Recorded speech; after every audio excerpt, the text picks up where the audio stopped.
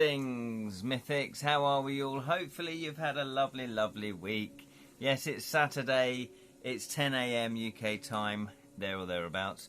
Sorry I'm late. And it is another Edra Scrolls Ramblings of a Storyteller. 5 minutes late, Martha. Thank you for reminding me, that's very kind of you. Yes, 5 minutes late.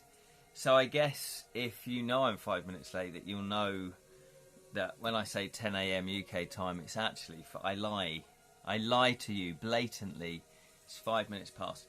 I always underestimate how long it takes to actually get ready for this, so that is my excuse, and I'm sticking to it, god damn it. Good morning, Lee Rin, or good sunset to you. Yes, Martha is having a fantastic present today. She's getting a Lord of the Rings pillow today, which sounds absolutely amazing. Who doesn't want a Lord of the Rings pillow?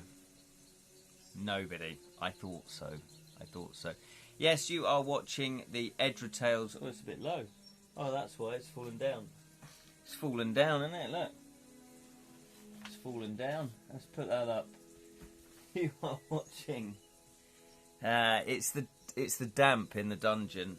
It's difficult to stick things to damp walls, isn't it? Edra Tales Twitch channel. I also have an Edra Tales YouTube channel, so if you want to check that out as well. That's very low as well. Let me put that up a bit so you can see it properly. And hello, everybody. Anyone else watching? I don't know. Yes, it is another Edra Tales Ramblings of a Storyteller. This is where we talk about creativity, we talk about fantasy, we talk about your creative projects, we talk about my creative projects. And obviously we do have a little bit of rambling along the way. Now, what have you guys been working on?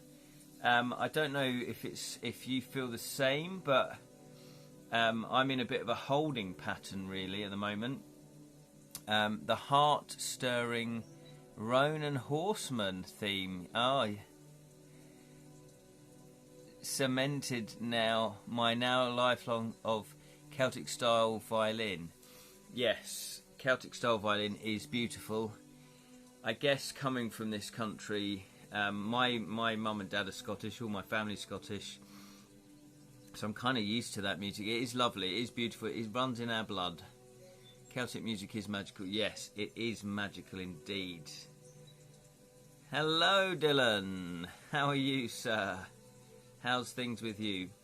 So I was just saying about creativity, and I don't know if you guys are feeling this, if you're in a holding pattern, because I don't feel like I'm really moving along with projects. Which you just have to, if that's the case, I guess you just have to accept that and think, yeah, okay, now is not the time to be working on my projects. Because life gets in the way, if you like. I've had quite a number of things happen personally that I've had to deal with. I've had to, draw my attention away from doing my creative things and out of my routine and actually deal with things, which is quite right and proper, obviously, because life, real life, you have to deal with things. So that, eats into your creative time. Plus, I am really focused, as you can imagine, on my Kickstarter, To Kill a Thief Kickstarter at the moment, and that does take up a lot of time and energy, as anyone that's run a Kickstarter before will know. Lee Rin's put here, there will be a Roan-centered film coming at the end of the... Oh, really? Animated by Japanese studios, coming to IMAX too. That sounds fantastic.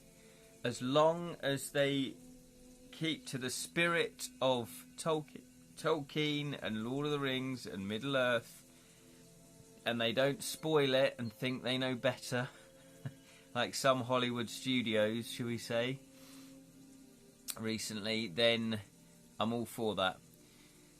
Not only your blood, I'm part Scottish, Irish and Welsh, according to DNA test my biological aunt took.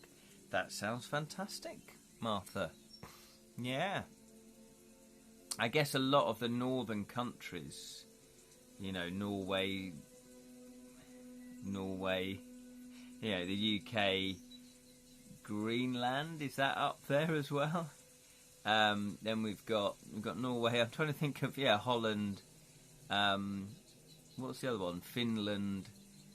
all of these, I guess that there's probably a, you know, an island. There's probably a good sharing of DNA.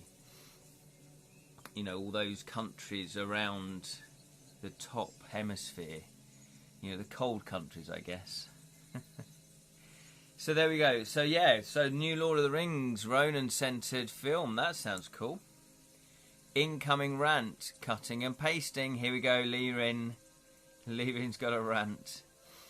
Yeah, that's an interesting thing, though, actually. If a studio or a writer takes on the mantle of a previous author's work, you know, surely you've got to respect what they had written and their wishes and what they would like.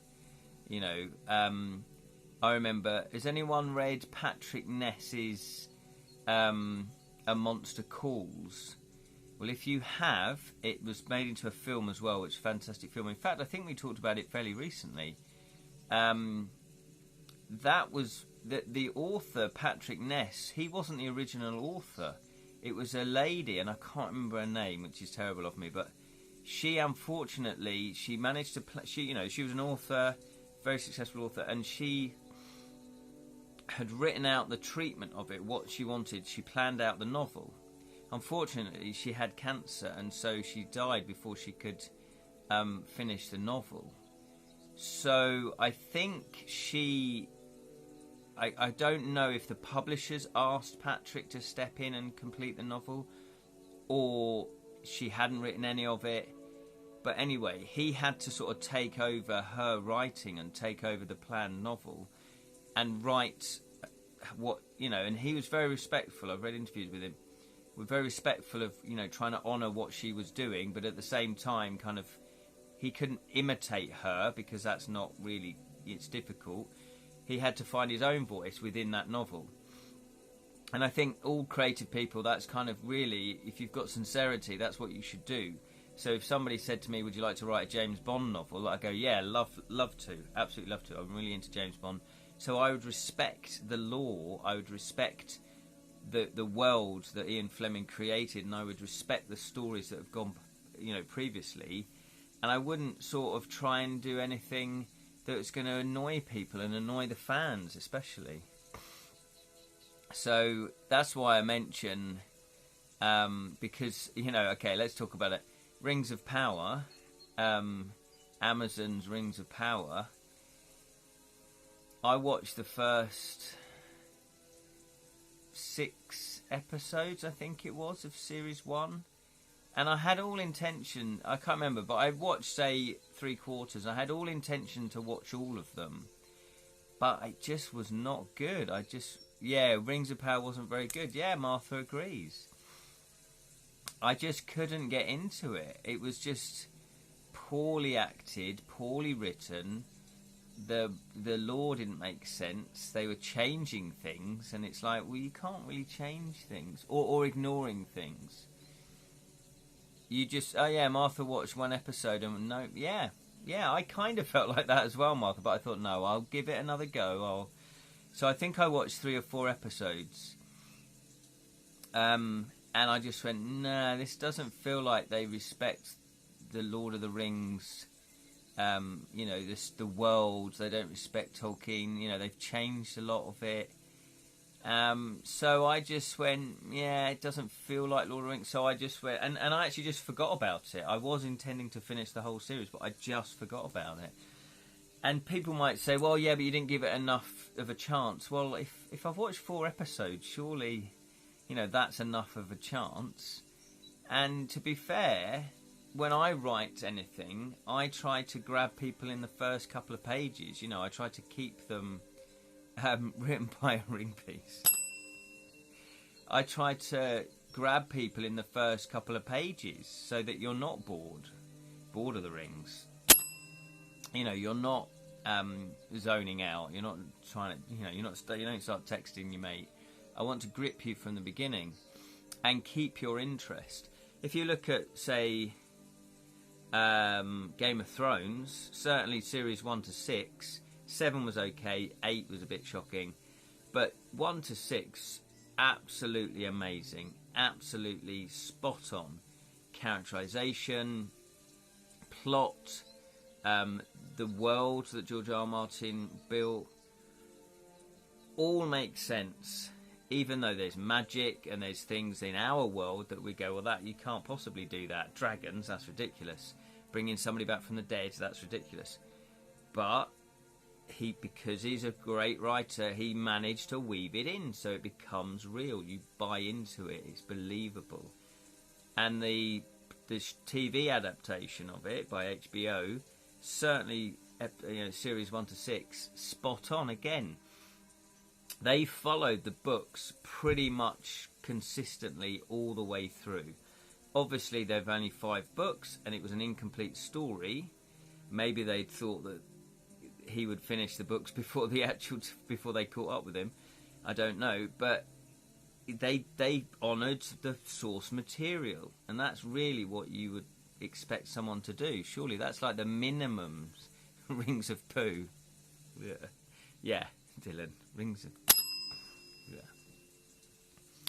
Yeah. And by the way, they made the Rag was too cute to note they were supposed to be scary, not like a large dog. Yeah, exactly. Just little small things like that, Martha. Yeah, absolutely. It would genuinely be like if, somebody had adapted. Look at me plugging my own book. But I just got this book to hand. Of Magic and Monkeys. Now, this is Kin, who's an organic monkey, and he's got a gang of iron flying monkeys to help him. So there's 20 of them, iron monkeys. But it might be like, so if it was made into a TV show, they might say, you know what, we're not going to have the iron flying monkeys. They're all going to be organic monkeys. And if you're a fan of that book, you'd say, no, they're flying monkeys. They're iron flying monkeys. They're not organic. There's a whole backstory of why they're iron. They're made by Grimace Iron Blood. And the whole point is that they're iron and they, do you see what I mean? And they might think, oh, yeah, but it's not important if they're iron or if they're organic. Yeah, but it is. That's the whole point. I've specifically written them as being iron monkeys. So it's that kind of thing. Leaving his place. Sorry about the length. Never apologise for your length. Leaving pre-wrote it so I won't miss the conversation. Okay. But it was how fighting fantasy helped me process complex feelings towards a horrid but significant figure in high school. That is very, very significant and important. And that is a very good case, Leaving. Well, I'm glad that helped you process it. Because that is a very good point. When you're reading about characters in books, you don't need to have it spelt out to you what they're actually getting at. You just need to write the characters. You don't need to put a political message in your work. You don't need to put, messages in, because you just need to tell the story. Because people will put that in if they find it there. And that's what you've done. You've connected a character in a fighting fantasy book and with somebody that you knew in high school, whether it's good, negative or positive, and it's helped you process that. And that is one example of the power of stories. If someone did that to your book, I would get my bat and beat them down. Thank you, Martha. But do you see what I mean? It'd be like if someone does, right, well, let's do a Skyrim film adaptation or TV adaptation, and they say, well, we're not going to have the Dragonborn storyline in it. We won't have the Dragonborn. It's like, what's the point? That is the main quest. If you're going to do a TV adaptation, you do the main quest. You probably have time to do some of the side quests as well, or the side quests, if done well, we wouldn't mind if you made up new side quests, but you certainly want to make up, because otherwise, Skyrim, being Dragonborn is one of the main things. Scroll up a bit. Oh. Why, have I missed something? Oh, did I miss it? I've got here incoming rant, cutting and pasting, and then the next one was the bit I read out. Oh, I didn't see that. I don't think it came through. I don't think it came through. Oh, I see. So, Lirin, it didn't come through. I can't see that. Maybe it's... Yeah, that didn't come through. They might have banned it. Is there anything there that you think they might have censored it?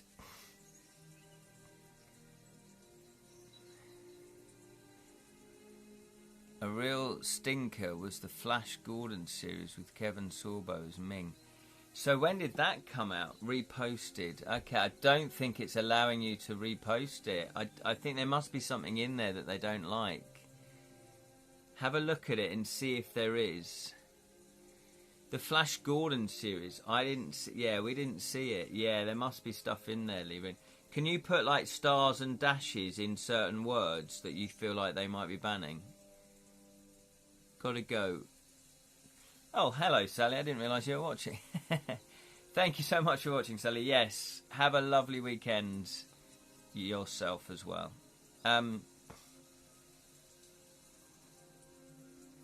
Yeah, I didn't even know they did a... Was that a recent, Dylan, was that a recent Flash Gordon series with Kevin Sorbo as Ming?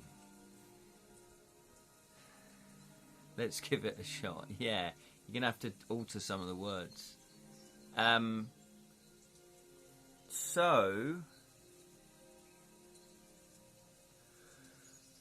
I'm very tired. Quite a while back. Oh, okay. Okay. Yeah. The 1980s Flash Gordon film, I grew up watching. You were about the same age, aren't we, Dylan? That was amazing. That was so good. I absolutely loved it. But yeah, if they changed it too far from the source material, it's not the thing that you're trying to adapt. I've been stuck in a hole this week. Did do too much on Monday. Oh, okay, fair enough. Yeah, you got to pace yourself.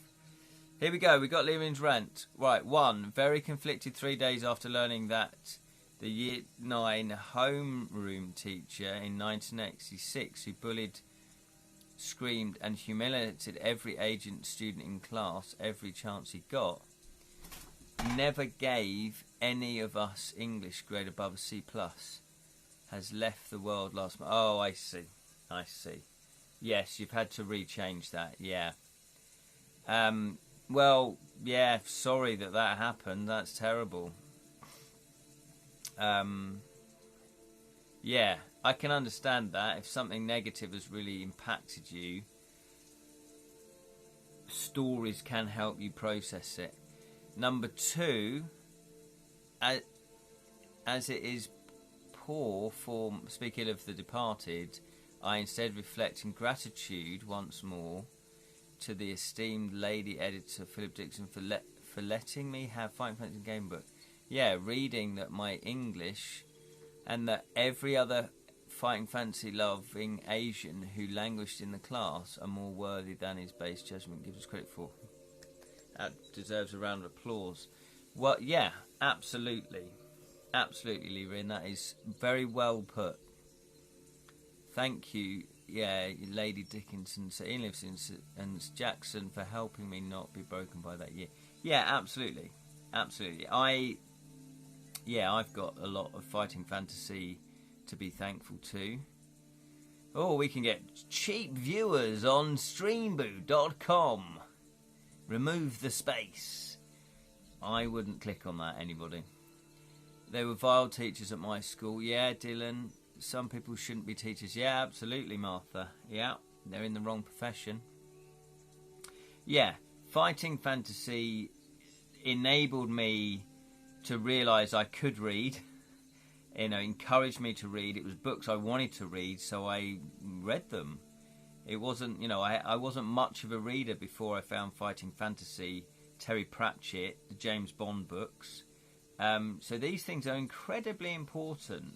You know, it's so easy, I guess, to dismiss this type of fiction or any type of fiction. Go, oh, it's just stories. Yeah, but it's more than that. It's more than just stories. Because, yeah, we can learn through the stories and then apply it into our real life. If they're well written, you know. So yeah, absolutely. Yeah, Lady Dickinson. Yeah, so the editor, yeah, really, yeah, you're right. She really pushed for the Fighting Fantasy series of novels to be published. I guess it's understandable. You know, it's like, what? They're part game and they're part book? That sounds crazy. People choose how the story unfolds.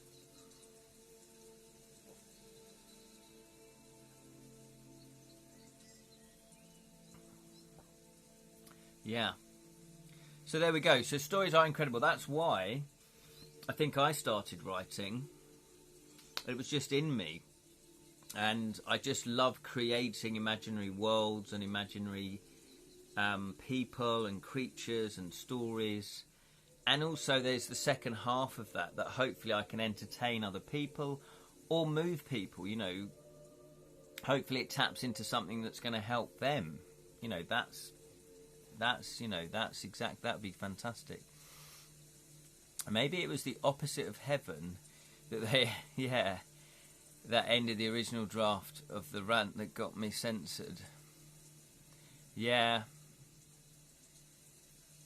I couldn't read or write until 10. Wow. Brain damage as a young kid. Oh my God, Dylan, that's amazing that you've overcome that as well. Then I wanted to read Watership Down and just read it. Absolutely. You found a book and you went, yeah, this looks interesting. Let me read it. And you persisted with it. Yeah. And I did have the pleasure of meeting Steve Jackson, not at this year's Fighting Fantasy Festival, but the previous one 2 years ago, because he was there, that one. And managed to thank him. And I've thanked Ian as well. And also I've met the editor, what's her name? Barbara, isn't it? No, I've got that wrong. Yeah, I met her and I thanked each of them to say thank you so much because your books got me into reading. And, you know, when you write a book, you don't really know what impact it's going to have on people. And so that's why it's really important. It's really important. I think with my writing, my underlying goal is to make it entertaining. They get that a lot. There you go. Jonathan is listening. Thank you for joining us, Jonathan. Yeah.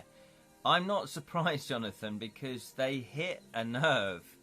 Because they were exciting. The books were exciting. They were a different world to my world. Escapism. And I think you can't underestimate escapism. Geraldine Cook. That's what her name was. I'm so sorry that I got that wrong. Yeah, overcoming adversity. Yeah, absolutely. You are the hero. You've got a set of problems in front of you. How do you overcome adversity? And that translates into your real life. You know. Yeah, good morning, everybody. Yeah, so that's why I read Ranger's Apprentice by John Flanagan. Love the book so much. Absolutely. I've got them, but I haven't... I know, I did read book one. It was really good. I enjoyed that. But I read it as an adult.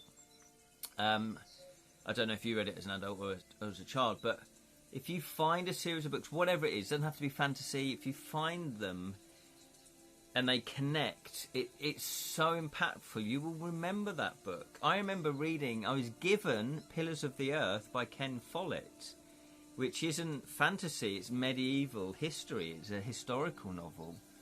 When I was 18, I was given that as a present. And I just fell in love with it. It's one of my favourite books. It's a really big, thick, chunky book. And I remember just devouring it and really loving it and loving the world that he's written. Now, it's not going to win literary awards, but it really sang to me and therefore had a massive impact. So again, I'm sure that's had an influence on my writing and the types of things I like writing. I'm missing 4 books and I need them. Yeah, absolutely. I've only got 3. How many do you do then? 7? So there we go. And I do believe, am I correct in thinking this? It's happy birthday, Jonathan. Is it your birthday today, Jonathan? If so, happy birthday to you. There are books you just love and characters you fall in love with. Yeah, absolutely. And it's different for everybody. It is. Hey, there we go. Happy birthday to... I won't sing. Happy birthday, Jonathan. How old are you now? 33? Oh, shouldn't... Because you're older than me, aren't you, Jonathan? You are. Don't...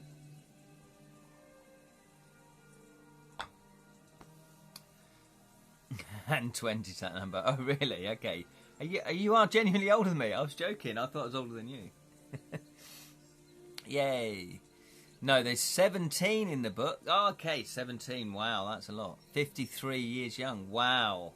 I put you as in your 40s. Genuinely. I'm not just... I thought you were about 48, 49. Oh, okay. I know we've had this conversation loads before, but my memory is shocking. Esteemed Bard, exactly. Happy birthday. And also, yeah, there will be people that read Jonathan's books and Jam's books and Dylan's books and hopefully my books that will go, wow, I really connect with this. This is amazing. Really love it. And we don't know kind of what impact you have. Sending birthday hugs to you, exactly, Jonathan. You have the mind of a child. Would you keep that in a jar then in your office? Thank you, yes. You're more than welcome, Jonathan. What else was I going to say? Jonathan is also walking, he's walking for charity. Not just walking, he does that anyway. He's walking his dog for charity. I saw a couple of videos. And he's trying to raise money for the Guide Dog Association, if that's what they're called. So if you happen to see one of Jonathan's Facebook posts, then consider donating to raise money for the guide dogs. And I watched a very funny video. The timing couldn't have been better, where your dog Conker runs off to the and you're like, Jonathan does a very funny conversation with Conker, his dog. It's a delight. Anyway, I won't spoil it. So yeah, go check out Jonathan's. I'm assuming it's on your personal page. It might be. Guide dogs are needed. Exactly. My friend has 5% vision and needs a guide dog. Yeah, absolutely. I did see a blind guy the other day. This isn't a joke. I did see a blind guy. I was up at my dad's. I'll see if I can add the link here. Yeah, fantastic, Jonathan. That'd be great. I did see... I was at my dad's yesterday. He lives in the country. And his house is kind of on a corner. And there's a little bit of a lamppost sort of turning area. Not a turning area, but, anyway. And there was a car that was parked where they don't normally park, just outside my dad's house, or just off of it. And so I just happened to be out, and this blind guy was walking down. And all the years of me visiting my dad, I've never seen a blind guy. He was a youngish guy, and he had a stick. I'm assuming he's blind. He had sunglasses on, and he was walking down. And I thought, he's gonna see the car. No, I didn't think that. I was thinking he's got a stick. He's gonna bash. He'll bash into the car because people don't normally park there. So if he walks there regularly, he won't be expecting a car there. Anyways, and I did this thing that I guess you shouldn't do, but I was so concerned that he'll hit the car. He'd hit it with the stick, but then I thought, well, that might damage her car. So I thought, right, so I just called out and went, there's a car in front of you, and he seemed to kind of veer off, and he didn't hit the car, so that was good. But then I watched him, okay, and he seemed to know the corner. It was like, I did wonder if he could see. That's wrong of me. But I'm just being honest, that's what I thought. But then I thought, maybe like you say, if you've got 5% vision, you might be able to see shades.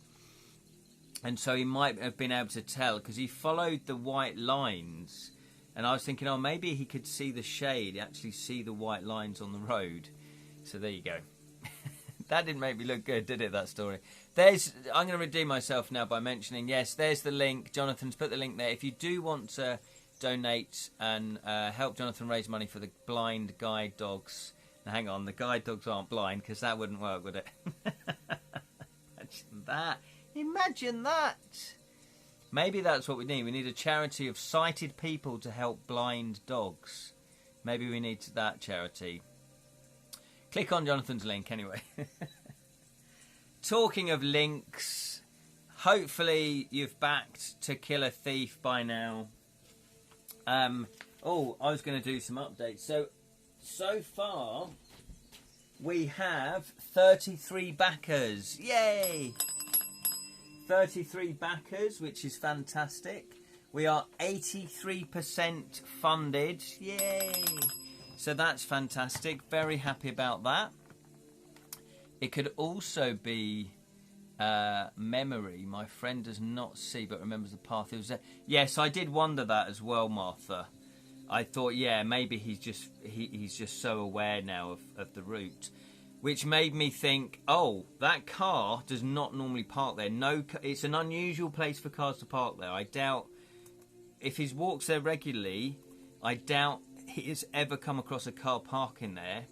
And that's why I thought I felt like I need to say something. And I was thinking, should I say something? Should I not?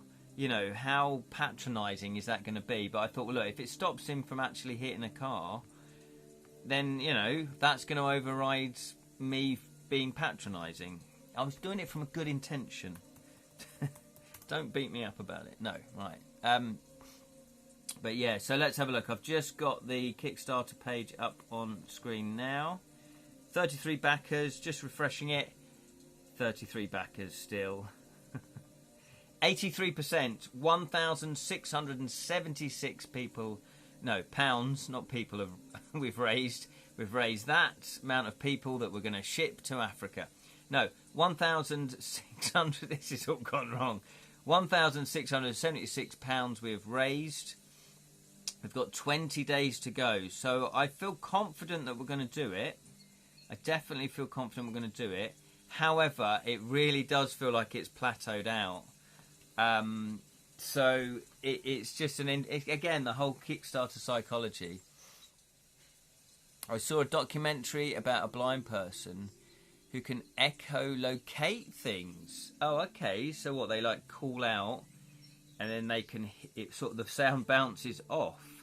That's quite a skill, isn't it? It's not his name's not Batman, is he? No, that was too obvious. But that's amazing if they can do that. Had blindfolds, so I couldn't see anything, and got to try guide dog. Oh, that is brilliant. And guide him around. It was so scary not being able to see. Yeah. Well, I often think that, Martha. You must feel vulnerable. Because anybody could just come up and attack you. I mean, you must feel vulnerable. So, yeah, so obviously, I think he is nicknamed something like that. Oh, I see. He rides a bike and makes clicking sounds with his tongue. That absolutely is extraordinary. That he can go and it kind of bounces. That's amazing. Had to put my trust in the dog. The dog was a good boy. Yeah, you definitely put your trust in the dog. This is why animals are amazing. Certainly dogs are amazing. Cats are amazing as well in their own way. All animals are amazing, aren't they? So there we are. I did try and donate, but Facebook won't allow me to pay. So I'm going to have to give you money a different way, Jonathan. Through our usual way. No. Because I'd like to donate. So we'll have to work that out. So there we are. So we are on 83%, which I think is quite extraordinary, considering I've got to always remember this. I'm an unknown author. Yes, I've written a few things, but I'm an unknown author. You know, why would people back me? I'm starting from scratch. I'm trying to build up a following, you know, hopefully like Jonathan. So to raise 1,676 quid is amazing. I think that's fantastic. And it's not just from people that I know. which again is kind of satisfying because they're basing it off of what they've seen. You know, my illustration of the cover. And by the way, I have lost this. I think I've lost this cover on my hard drive. I've got it where it says free sample, but I haven't got the PSD file. And I added these, so I'm going to have to redo them. So they won't be, so in the final cover, they're going to be different to these ones. So I'm going to redo those. But I was pretty gutted because I had a hard drive failure. And luckily I'd backed up the game book, but I hadn't, for some reason, I lost the PSD file. But I've got the PSD file of the cover, but the old cover without the tentacles. So all the layers are still there for the cover, so that's fine. I don't have to redo that. I mean, geez, the actual illustration took me long enough. So I'm just going to add a new one in there. Here's the video of the blind man riding his bike. Oh my, that is brilliant. I can't watch it now, but obviously anyone else have a look at it. What have we got here? The number one rule when you see a guide dog: do not go over to pet them. They are working. That is brilliant advice, Martha. Yes, I don't think I've ever been tempted to do that. I think something naturally inside me was like, yeah, you don't mess with them. That's their eyes. Yeah, absolutely. So yeah, so some of the people that have backed, I don't know, which is kind of really satisfying. It's fantastic that friends and family back you, but to reach out to people that don't know you, so you definitely know they're not doing it just because they're your friends or family. They're doing it because they've seen they've seen what you're offering and they like what you're offering. That is really satisfying. And anyone like Jonathan or Jam, Dylan, when people buy your books and you don't know them, and then they give you a compliment, that is amazing. That is amazing. So there we go. So I have been trying to basically market this as best I can, but like always, I've kind of run out of places to post it. I was trying to get onto local radio. I don't know how successful I'm going to be on that, because it doesn't seem as easy that you can just email in and say hello.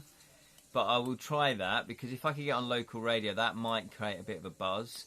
I'm also thinking of going to the local libraries and saying, would it be possible to leave some samples in your library? Because that might help, boost the Kickstarter. So we'll see. Yeah. So that's it. So hopefully people can, I might do that as well, because I need a new audience. Speaking of, Ken's books are amazing. I highly recommend it. Oh, thank you, Martha. That is very kind of you. See, that's what I mean. Martha is one of those people that didn't know me personally, found my YouTube channel, The Bottled Imp. Hello, Grocklesnook. And I'd written, I think we did a 6-part series about my experience of writing my book. So I was just trying to pass on tips. Now, I'm not saying I'm an expert writer, but it was just, right, this is what I've learned by doing this book. And it was that kind of thing. And Martha obviously writes as well.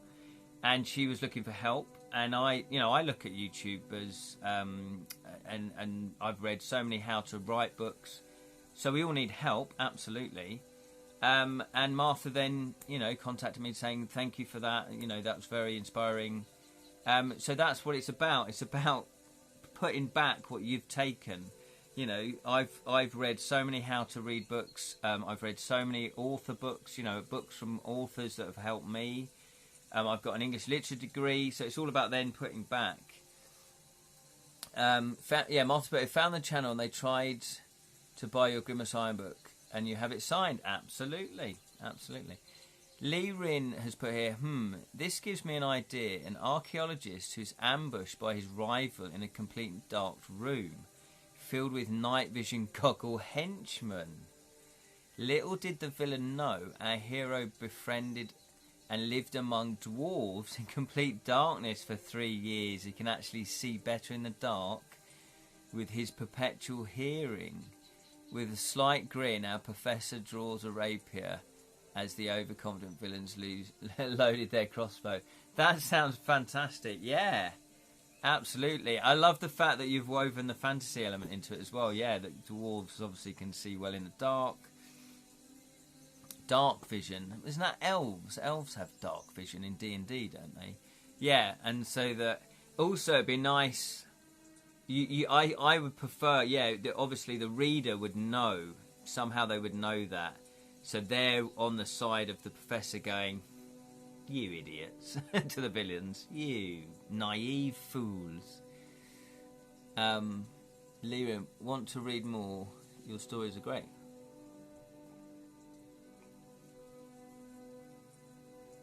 Yeah, that is... Oh, I see. Yeah, you're talking about what we were just talking about. Yeah, fantastic.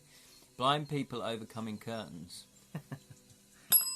There we go, Dylan. Super hearing like Morlocks in H2. Oh, yes. Of course, the Morlocks. Yeah. Lots of books to be inspired from. Absolutely. What else was I going to say? Yeah, so I am trying to gear up now, so I want to get the book funded. I definitely want to get that funded, so that is still my main goal. So I'm still going to try and push it over the line, and then I do obviously want to start writing it. I have been commissioned to typeset a book. I've done the cover for them, and I need to typeset the book this week, so again that's going to be another project that I'm working on. That's paid work, so that's nice. And then I've still got my other things. I've been looking at my other games. My bee game, Misbehave. I've been playtesting this now for quite a while. And I've got lots of different cards, lots of different things. It's basically a set collecting game where you're trying to collect a complete set of different coloured bees, and you get different scores ranging from 1, 2 or 3, and once you collect one, and there's flowers that you put all your bees around a flower, and once you collect the 6, then that goes to one side, you get a new flower, and you keep going. You're just trying to create, you fill all your flowers with bees basically, and then when all the cards run out, you then just start scoring. There's a few other mechanisms in there as well. But I've been playtesting this a lot previously. Now I've had a break from it. And I really want to push on with that again because I think it's got good potential. I think a publisher might want to pick it up. But the last time I looked, and of course, when you've not been working on a project before, you go, right, where was I with this? The rule number, version 7. And then when I do a playtest, I make notes. So now I'm going to try and incorporate these notes into the rules and then play test the new rules. So I need to go through it because sometimes it's a question. Should you be able to downgrade another player's B tile if you haven't replaced your first tile? There's that sort of things going on. The answer to that is no. So I'm going to have to do that. So there was that. Look at the time. Got to go soon. Oh, yeah, to get your pillow. Oh, yes. It's 43 minutes we've been going live. There was Zatochi. I don't know how you pronounce that. The Blind Samurai. Is that a joke or is that not a joke? I don't know. Really? That's cool. Is Grocklesnook hiding from the big spider behind you? Don't you give me that, Martha. Don't you give me that. I think I had a dream about a spider the other night. It's probably you lot banging on about them. And the other thing that I'm really itching to get back to is my murder mystery game, Devilish Deaths. I have been playtesting this 3 times now. 2 times? 2 times. And yeah, it was really interesting. Every time I playtest it, there's new things that I want to incorporate. This time round, I realised, yeah, the gameplay. Wait until you see the spider drawn by Tony Hughes. Oh, really? The Box of Delights of. Oh my giddy aunt, that is going to creep me out. It's going to creep me out. Spiders are cute. They're cute, Martha. What are you talking about? They are good at getting rid of flies and mosquitoes, but cute they are not. I guess it's your own point of view, isn't it? No, they freak me out. I still think of that Skyrim, the first time that massive spider comes down. I just ran out of that cave. I was like, yep, see you later. That was me out of here. Spiders are evil. Yeah, so the main thing I want to do with the prototype, my murder mystery board game, is reduce the amount of time it takes for people to solve the case. I want to get it to sort of 2 hours. At the moment, it's running about 3 hours. So I want to get it down to 2. And the way I've thought about doing that is, at the moment, I've got 15 locations that you explore. I'm going to cut that by 3. So if you have 12 locations that you're going to explore, that means that I'm going to cut loads of clues out, loads of forensics out, and some of the witnesses, some of them are red herrings, so maybe I've got too many red herrings. So it's finding that balance. So I'm going to cut the board down, the board will be smaller, cut the number of locations down, but I need to rework the boards. This is the thing, whenever I make big changes like that, it's not a case of quickly doing it. It is a case of actually, so as you can see, here's the board. It's quite a bit. It's the size of the 4th edition Talisman board. And I've obviously just cut it up. It's not a proper board, as in, like a board. So what I'm going to do is I'm going to strip away this. So there's 4 columns of 3. I'm going to get rid of 1 column. So we're going to go down to 12. So obviously I'm going to have to redo the artwork and redo the board. However, I lost the prototype artwork when my hard drive died. So I'm having to... So luckily, this is why I print everything out, because then I've got hard copies of it. I'm going to have to scan in the whole board, piece it back together in Photoshop, then remove the actual stuff I want to remove, and then chop it up so then I can print it out on A4 bits of card. It's never easy, is it? But you know what? This is full circle. We're going full circle. Like we said earlier, the fighting fantasy books, game books in general, they teach us resilience. They teach us to overcome problems. They teach us to never give up. They teach us that there's always going to be a solution. You can do it. So no matter whatever happens, you can get it done. So even though this is going to take me a lot longer and it's going to be hassle, I'm determined to do it because I want this completed. I want to get this out playtesting again. And I've got some very kind people that, some new lots of people that want to playtest it. So I'm over the moon. I'll post a photo in Edra Tales of the Medusa, the spider. Okay, Martha, go for it. Is she cute then? Are you going to ban me for... No, of course not. No, I very rarely have banned people. The only people that I ban are the ones that, they were the bots that were posting up porn. It was like, this is not the time and place for this sort of stuff. Thank you very much. I do try to believe in free speech as much as possible. So, yeah, if you want to put a picture of a spider... Jonathan put a picture of a huge spider, a real spider. Cross between a gorgon and a giant sport... Oh, my goodness. Do you know what? Okay, I'm going to let a little secret out. I wasn't going to say this because I wanted it to be a surprise. I am going to have a spider in my game book, okay? Just as a little Easter egg for you. Have you seen... Anna, the Spider Queen from Howler the Werewolf? No. She is big, about 10 centimetres in common Norwegian house spider. My giddy aunt, guys. A cross between a gorgon and a giant spider. Now, I was trying to come up with some sort of twist on the Spider Queen or something like that. Yeah, but I do remember in the Doctor Who, I think in the first series when they rebooted it with, was it always or David Tennant one? There's that Spider Queen that's really freaky. She lives in my bedroom. Oh, I see. That's presumably a stuffed one.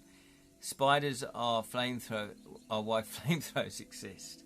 Yeah, a gorgon. So that's like Medusa. A gorgon. And a giant spider.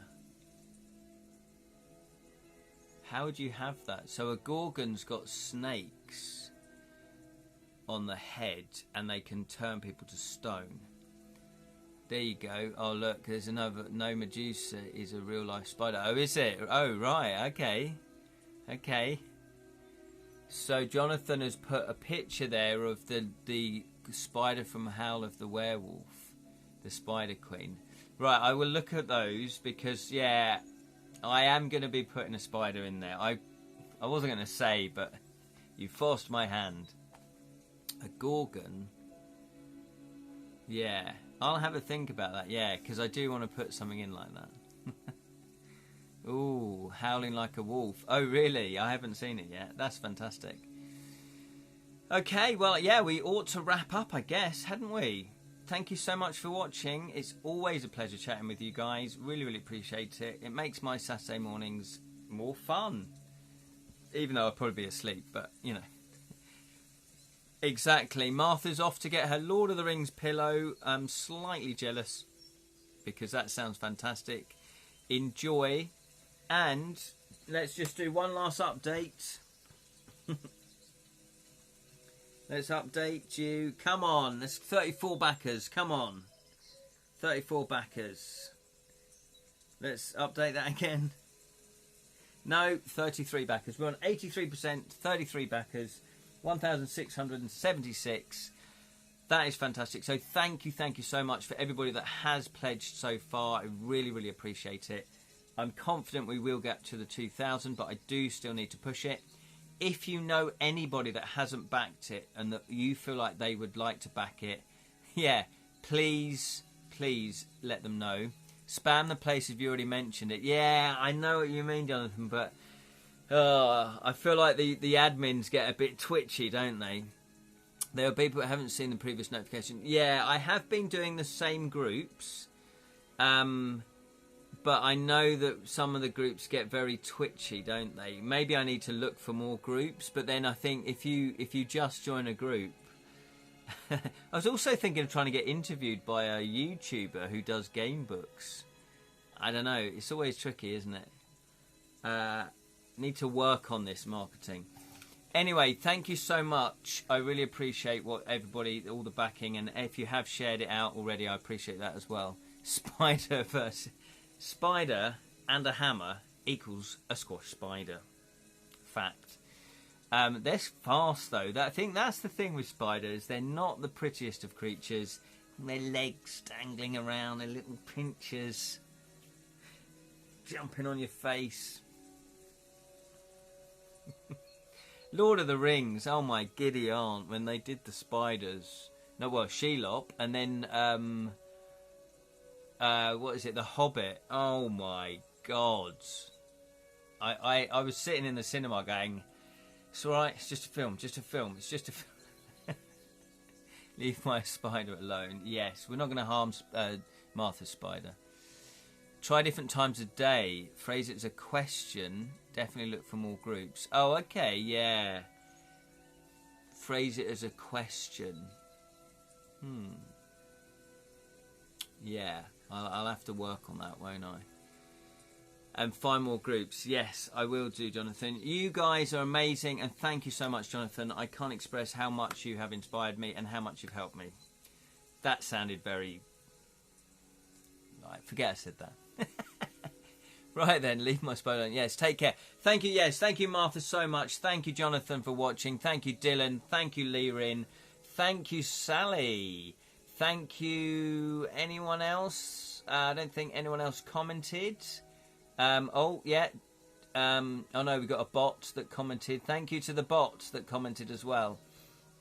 And anyone else that watched but didn't comment, I thank you so much as well. If you do want to follow the channel, it all helps with the regulations, or it helps with the algorithms.